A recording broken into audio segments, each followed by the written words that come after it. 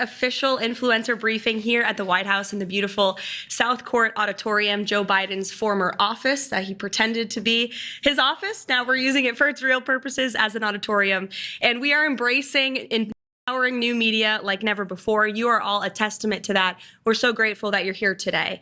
President Trump is truly the most transparent and accessible president in American history, and we are just following his example.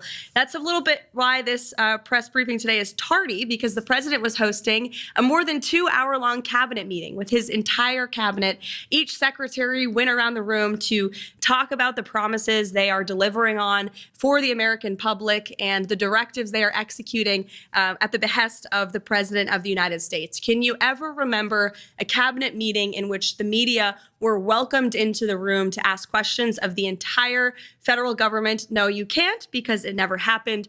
Joe Biden was afraid to speak to the press because he was mentally incompetent in driving our country into the ground. But fortunately, President Trump has been incredibly hard at work cleaning up Joe Biden's messes and making our country great again. Yesterday marked the president's official 100th day in office. The first 100 days of President Trump's second term can only be summed up as promises made, promises kept. He has ushered in the most secure border in modern American history, and he didn't need a bill from Congress to do it. Do you all remember that? They said we needed a bill. We didn't need a bill. We just needed a new president. The border is now closed, and the Biden border invasion has been halted. Illegal border encounters are down by 95%. Illegal alien gotaways, one of the top threats to our public safety, are down by an astounding 99.99%. And Fox News' Bill Melugin, who did exceptional reporting covering the Biden border crisis, was recently quoted saying, "If Fox were to send me down there right now, I would have trouble finding a single migrant on camera." That is the Trump effect. President Trump took on the cartels and designated Tren de Aragua, MS-13, and other vicious gangs and cartels as foreign terrorist organizations. Under President Trump, it is the policy of the United States to ensure the total elimination of these brutal organizations' presence in our country. And we are also beginning stages of carrying out the largest mass deportation in American history. We have already arrested more than 150,000 illegal aliens, and you can expect those numbers to ratchet up in the months ahead. On the economy, President Trump is rebuilding the greatest economy in the world once again. Since day one, he has focused on defeating inflation, bringing down the cost of living, and making the United States the best place in the world to do business, invest, create jobs, and innovate. The president later this afternoon in the East Room of the White House will be joined by CEOs from around the world who have committed trillions of dollars in investments right here in the United States of America.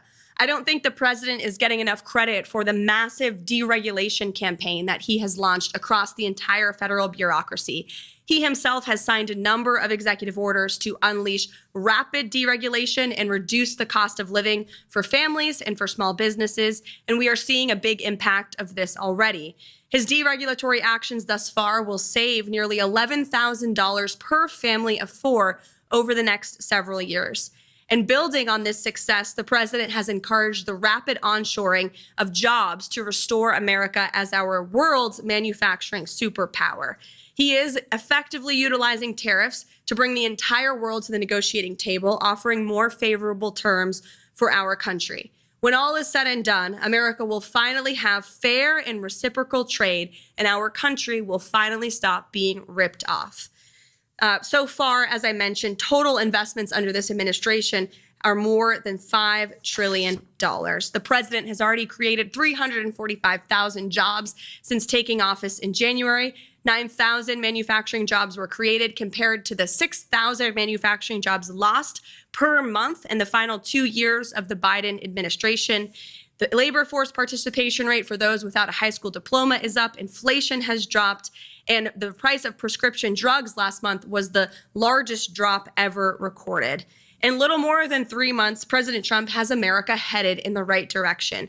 The good news is we are just getting started. We are very busy every single day here at the White House, literally working around the clock 7 days a week to restore the golden age of America. Hundreds of promises have been made and kept. There is certainly more work to do. The best is yet to come. But we are very proud of the efforts the president has made to continue the non-traditional media approach that he so beautifully executed on the campaign trail, which led him back to this office, talking to podcasters, social media content creators, and influencers like yourself. And again, we're so proud to welcome you to the White House here today so you can ask questions for the whole world to hear. So, Jack, great to see you, and why don't you kick us off? Karoline, thanks so much for having us in today, and I appreciate the administration making yourself available and making it available to us and all of our followers. And I understand that you're going to be continuing these, and I think it's fantastic that really have everybody come in and be able to do this. One of the things that's been troubling me and has actually even affected me over the last 24 hours is the rise of violence that we've seen from elements of the far left, starting with things like Luigi Maggioni, these support for these unhuman organizations like MS-13, Tren de Aragua, and even, of course, the assassination attempts on President Trump, Thomas Matthew Crooks, and Ryan Routh, as well as numerous incidents against anyone who owns a Tesla, apparently. You don't really see the Democrats opposing these things. You see them in many cases either co-signing it or giving a wink and nod to it at the same time that they will be demanding that we follow due process for anyone who actually is a hardened criminal or some of the worst of the worst. What is the administration doing, DOJ-wise or FBI-wise, to combat this rise in violence that we're seeing?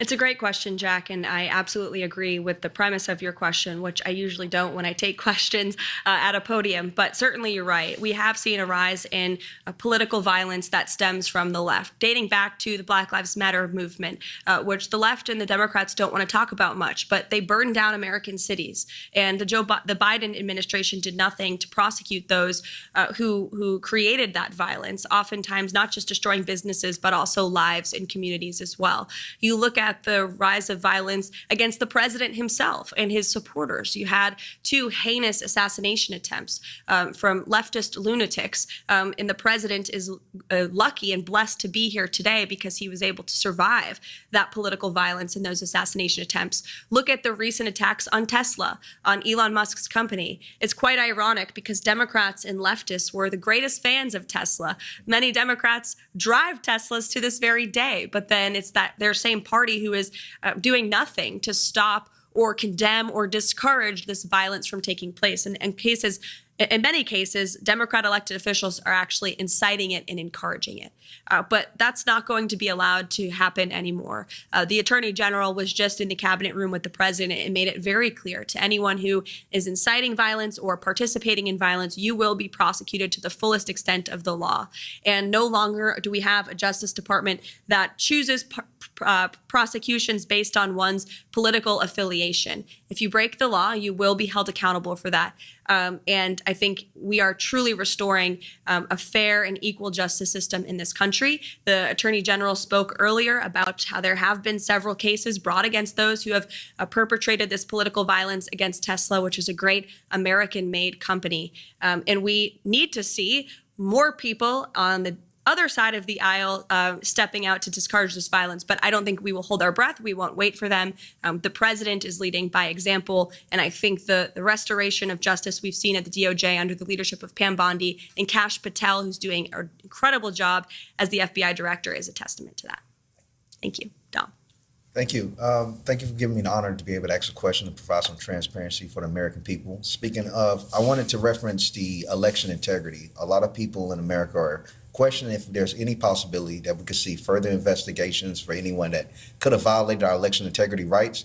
And more importantly, so is there any possibility for names such as Barack Hussein Obama, Hillary Rodham Clinton to ever just possibly get investigated for any of these, questions from the American people, for any of the wrongdoings they might have done? Well, it's refreshing to actually hear a question on election integrity because the legacy media would never ask such a question. They're so out of touch with where the American people are on this issue. And Americans, you're absolutely right, want to have trust in our electoral system. Without free and fair elections, you cannot have a free and fair country. And President Trump has absolutely been a leader on this effort, talking about the irregularities we've seen in our elections, holding Democrats accountable for allowing illegal immigrants to participate in our elections. And he actually signed a recent executive order to protect the integrity of our elections. It will strengthen voter citizenship verification laws. It also directs the Attorney General to enter information sharing agreements with state election officials to identify cases of election fraud. So that correspondence between the federal government and the Attorney General with state and local officials has never happened before. It will allow the federal government to more easily identify these cases of fraud and then prosecute those who violate our election laws. And it is, again, appalling that any politician, regardless of party, could be against ensuring only American citizens can vote in American elections. How could anyone ever be against ensuring Americans need to have proof of identification to participate in our elections? You see the Democrats falling over themselves, trying to say this is somehow voter suppression. Absolutely not. We are trying to ensure that every American citizen, their vote actually counts and is not being outweighed by fraudulent votes and fraudulent ballots that we know have been cast in previous elections. So the president's taking this very seriously. He signed an extremely strong executive order directing action from the AG and the Department of Homeland Security as well to clean up our elections. And we expect Congress to do more on this front as well. Let's go over here.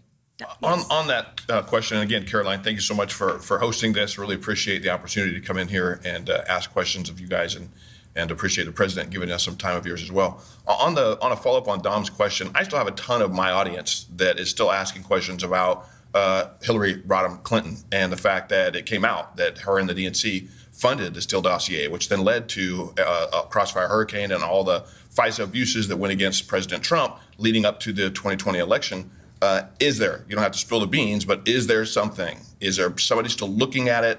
We just want to know that it's not dead in the water, that Hillary's not just off scot-free after knowing what her and the DNC did leading up to the 2020 election. It's a great question. Absolutely understand and agree with why you're asking it, but I would want to let the president weigh in on that front. I haven't discussed it with him, to be honest with you, but certainly we can ask him and get back to you. All right, that'd be good. Eric. So, Caroline, Madam Press Secretary, You can call me Caroline. Thank you, Caroline.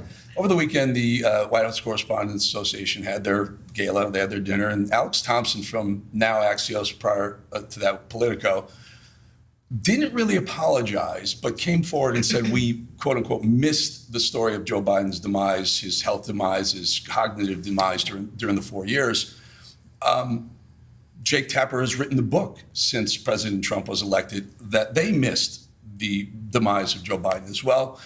Fast forward to this lawsuit with CBS, right? So the media, legacy media, has not been held accountable. Will this lawsuit with CBS go to fruition?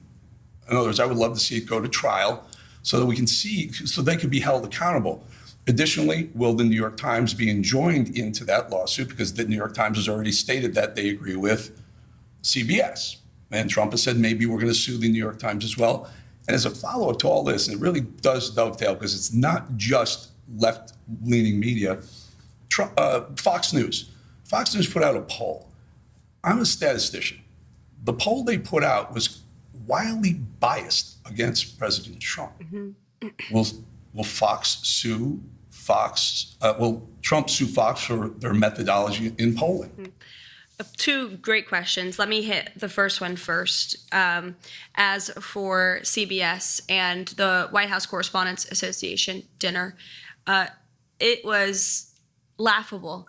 They gave an award to a journalist for talking about Biden's mental incompetence. He wrote a story about it years after the American people knew that story to be true. Didn't take much, just 2 eyes and 2 ears to realize that Joe Biden was completely inept, was unfit to serve as president of the United States. And nobody in the legacy media, nobody in this city wanted to talk about it. In fact, I recall being on President Trump's campaign and calling out Joe Biden's cognitive decline. And we were accused of manufacturing deepfakes. My predecessor accused us for manufacturing deepfakes from the White House podium when she knew and everybody in this White House knew the true status of Joe Biden's physical and mental fitness. And the mainstream media allowed that cover up to take place because they refused to dig for the truth. They tried to get the American people not to believe their own eyes. It is truly one of the greatest cover-ups and scandals in American history. And again, this is why we are welcoming independent journalists and social media influencers and content creators into the White House with open arms, because all of you in this room and many of your colleagues in independent journalism talked about this online. Nobody gave you credence as far as the legacy media is concerned. And now they host cocktail parties where they're applauding each other and patting each other on the back for uncovering the truth. It was years later, and it's truly sad to see. But again, that's why we're making much needed and long overdue changes. As for the lawsuit against CBS, the president and his legal team fully intend to carry this lawsuit forward. The president put out a very strong statement in regard to that and fake news CBS this morning. And then as for the Fox News poll, president's right. These are fake polls. They overpoll Democrats. They underpoll President Trump's supporters. It's always been the case for media polls. They consistently underestimate President Trump's support amongst the public.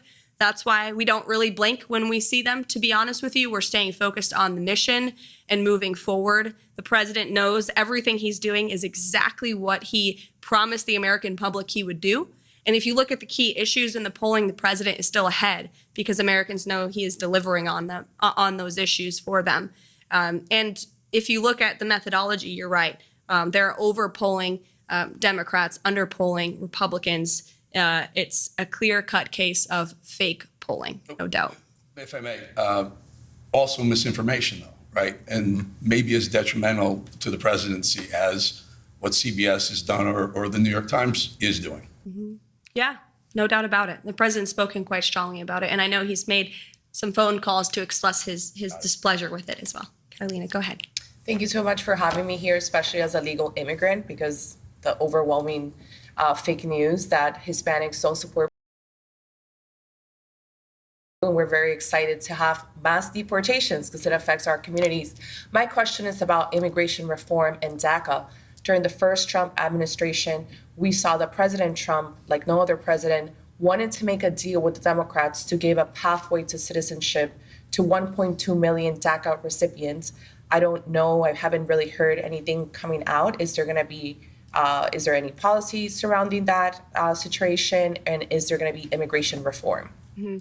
Well, first of all, thanks for sharing your story. And the president overwhelmingly won the vote of Hispanic Americans in the previous election and swept counties on the border of Texas that are predominantly Hispanic counties because, to your very point, Hispanic Americans and legal immigrants to this country from all countries are so sick and tired of seeing, we're so sick and tired of seeing the mass invasion of illegal immigrants that was allowed to occur under the previous administration. And it was an issue the president ran on and he delivered on. These mass deportations are underway, and it is currently the position of this administration. We are focused on removing as many illegal alien criminals from our communities as possible.